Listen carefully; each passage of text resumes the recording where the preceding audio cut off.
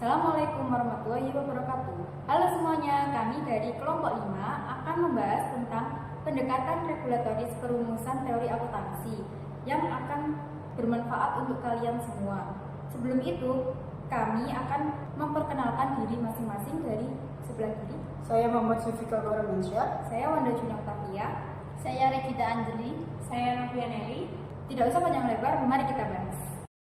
Submateri 1. Hakikat standar akuntansi. 2. Tujuan penetapan standar akuntansi. 3. Entitas pada standar akuntansi. 4. Pendekatan pada pendapatan standar akuntansi. 5. Legitimasi proses penetapan standar akuntansi. 6. Standar akuntansi berlebihan. 7. Pilihan dalam akuntansi. 8. Strategi penetapan standar. 9. Kesimpulan dan saran. Kali ini saya akan memaparkan mengenai materi hakikat standar akuntansi. Standar akuntansi yang memberikan aturan efektif, diterima, dan bermanfaat bagi seorang akuntan. Berikut standar akuntansi biasanya terdiri atas 3 bagian. Yang pertama, deskripsi masalah yang harus dipecahkan. Dan kedua, yaitu diskusi dengan segala pertimbangan yang sehat. Dan ketiga, yaitu sejalan dengan keputusan atau teori yang ada, serta solusi yang disarankan. 4 tipe standar akuntansi menurut Eddy pada tahun 1977.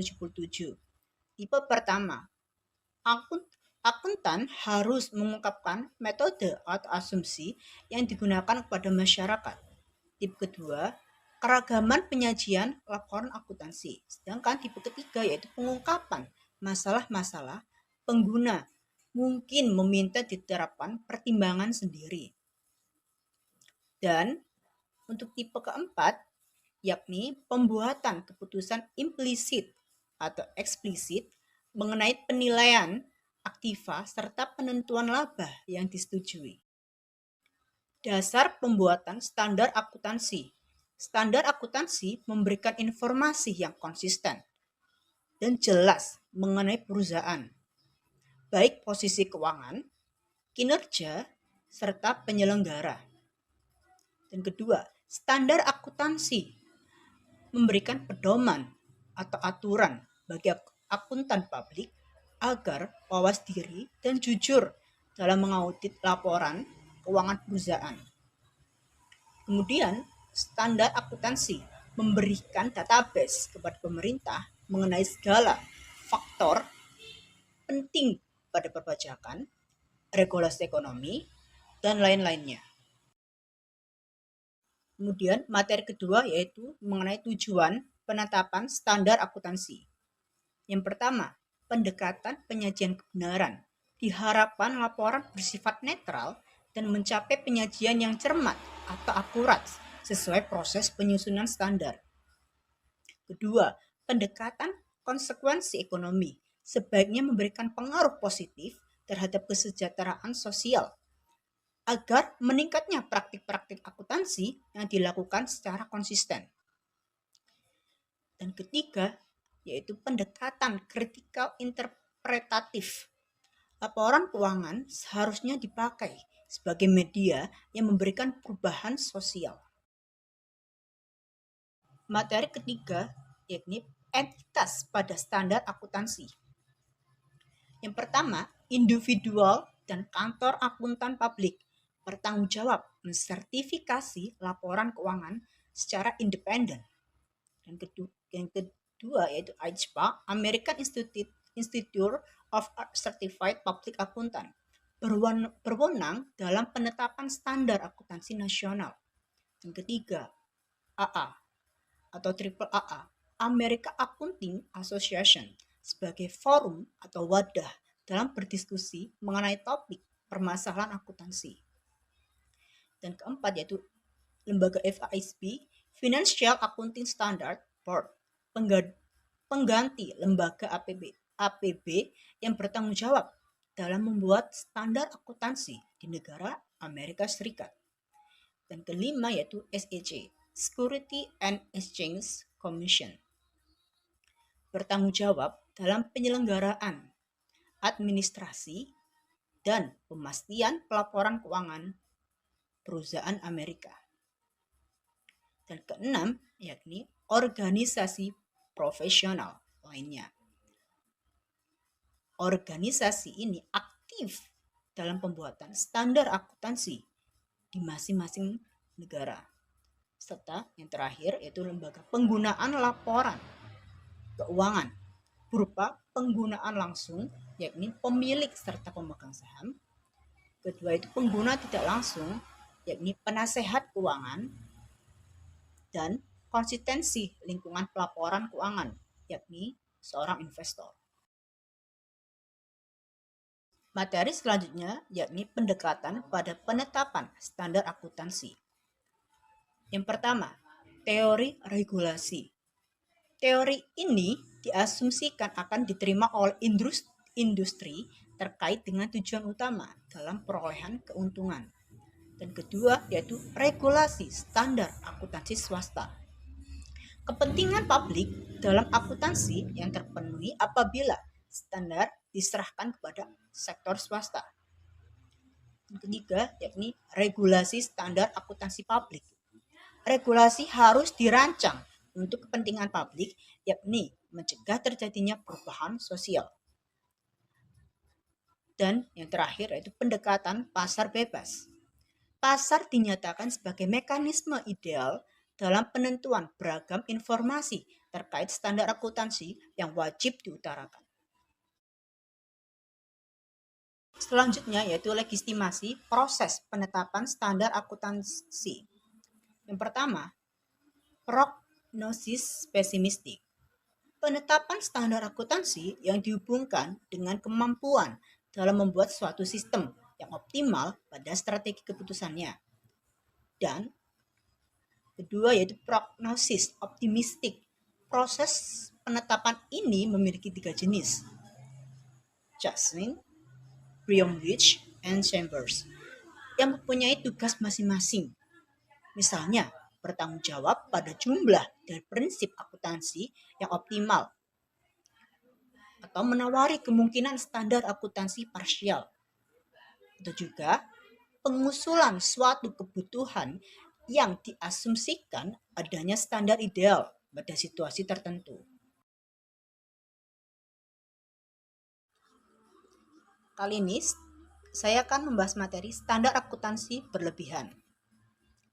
Situasi yang dianggap berlebihan, yang pertama, menyebabkan seorang akuntan mengalami kendala, baik penyajian pengguna dan keputusan yang diambil manajer. Kedua, seorang akuntan kehilangan orientasi terhadap kewajiban dalam memenuhi standar akuntansi. Dan ketiga atau yang terakhir, seorang audit mengalami kegagalan dikarenakan kehilangan fokus saat audit. Solusi dalam mengatasi standar akuntansi berlebihan. Pertama, tidak ada perubahan, mempertahankan apa yang sudah ada. Kedua, perubahan konsep yang ada. Yang ketiga, penerapan dalam setiap usaha. Dan keempat, penentuan alternatif pengungkapan serta pengukuran yang berbeda dan lain-lainnya. Materi selanjutnya yaitu pilihan dalam akuntansi. Pada situasi pasar yang tidak sempurna atau lengkap, sehingga permintaan akuntansi dan regulasi akuntansi memberikan usulan bahwa pengungkapan kontrak-kontrak yang berdasar akuntansi untuk mengatasi ketidaksempurnaan pasar. Berikut motivasi atau kategori sasaran pilihan pada akuntansi. Yang pertama, pembuatan kontrak yang efektif. Kedua, pemberian harga atas aktiva. Ketiga, atau yang terakhir, mempengaruhi pihak-pihak eksternal, baik pemasok, pesaing, regulator pemerintah, dan lain-lainnya. Kemudian materi selanjutnya, strategi penetapan standar akuntansi. Strategi penetapan standar bagi negara-negara berkembang, yakni yang pertama, pendekatan transfer teknologi. Pengembangan transfer teknologi berasal dari operasi kantor akuntan internasional dengan perusahaan multinasional yang perlu adanya perjanjian mengenai pertukaran informasi teknologi. Dan kedua, pendekatan evolusioner. Mitra asing menyesuaikan dengan aturan perdagangan pada negara lain. Dan ketiga, teknologi penggunaan CI atau standar akuntansi internasional bergabung dengan badan internasional lainnya. Dan keempat, atau yang terakhir, yaitu strategi situasional. Perkembangan ini berdasarkan standar akuntansi yang didasari analisis prinsip akuntansi pada negara maju. Kemudian materi selanjutnya akan disampaikan oleh rekan saya. Baiklah, saya akan menjelaskan tentang kesimpulan dari penjelasan tersebut. Kesimpulannya adalah standar akuntansi didasari prinsip-prinsip penentang teori yang relevan, di mana pertentangan terdapat pada kepentingan entitas-entitas terkait. Penyusunan standar akuntansi menurut regulasi sektor swasta, publik, dan pasar bebas, serta adanya perbaikan pada permasalahan standar akuntansi yang berlebihan. Saran dari kelompok kami tentang penjelasan materi tersebut. Perlu adanya proses penyusunan standar akuntansi yang independen tanpa adanya pengaruh politik, dan transparansi proses tersebut yang dapat mengurangi perbuatan yang tidak benar, serta perlu adanya evaluasi atau perbaikan standar akuntansi yang dapat mengurangi permasalahan standar akuntansi yang berlebihan. Menutup materi kali ini, jangan lupa subscribe, like, dan tinggalkan pesan pada kolom komentar. Sekian pemaparan materi yang kelompok kami sampaikan. Mohon maaf apabila terdapat kesalahan kata yang tidak berkenan bagi penonton. Kami undur diri. Wassalamualaikum warahmatullahi wabarakatuh. Assalamualaikum warahmatullahi wabarakatuh. Kami dari kelompok 5 izin untuk melakukan presentasi, yaitu mengenai tanya jawab mengenai mengenai mata kuliah teori akuntansi. Apakah terdapat pertanyaan yang ditanyakan kepada kelompok 5?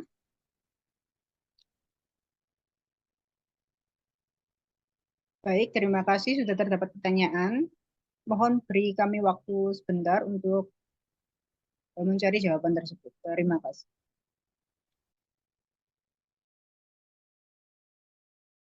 Baiklah, sudah terdapat 2 pertanyaan yang berasal dari Margi Rizky Septiani serta Isminur Hidayat.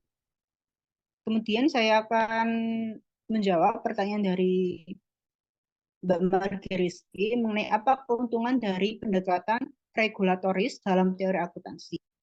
Terdapat beberapa keuntungan, yaitu yang pertama, keandalan dalam kredibilitas, yaitu regulasi membantu memastikan bahwa laporan keuangan disusun dengan prinsip-prinsip yang diakui sehingga meningkatkan keandalan informasi yang disajikan. Dan kedua, perlindungan investor dan pemangku kepentingan. Regulasi memastikan bahwa informasi penting disajikan secara transparan sehingga investor dan pemangku kepentingan lainnya terlindungi dari potensi misinformasi. Dan ketiga, yaitu meningkatkan kepercayaan pasar. Dengan standar akuntansi yang diatur dan diterapkan secara luas, kepercayaan terhadap pasar keuangan dan aktivitas bisnis secara keseluruhan meningkat. Adapun kerugian dari penerapan regulatoris dalam teori akuntansi, itu yang pertama, itu kurangnya fleksibilitas atau regulasi ketat cenderung membatasi fleksibilitas perusahaan dalam memilih metode akuntansi yang sesuai dengan situasi spesifik mereka. Ataupun kreativitas terbatas. Perusahaan mungkin enggan berinovasi atau mencari solusi yang lebih kreatif untuk masalah akuntansi ke depannya. Terima kasih. Apakah jawaban kami dapat diterima oleh Mbak Margi Rizky? Baik, terima kasih, Mas. Terima kasih kembali.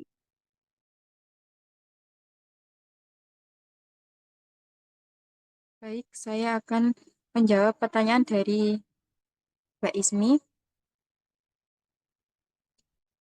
Bagaimana peran lembaga regulator seperti DSAK dan IASB dalam perumusan teori akuntansi?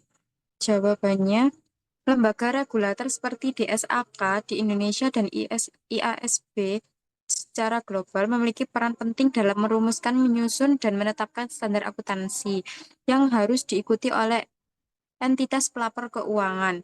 Mereka mengembangkan aturan berdasarkan prinsip dan praktik terbaik yang bertujuan untuk meningkatkan transparansi, konsisten, dan keandalan laporan keuangan. Mereka juga bertanggung jawab untuk mengkaji dan memperbarui standar agar tetap relevan dengan perkembangan ekonomi dan bisnis. Bisa diterima, Mbak Ismi?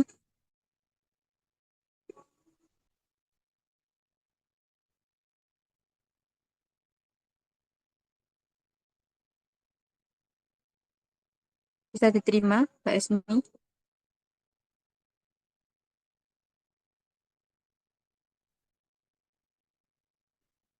Ya, bisa diterima. Baik, terima kasih.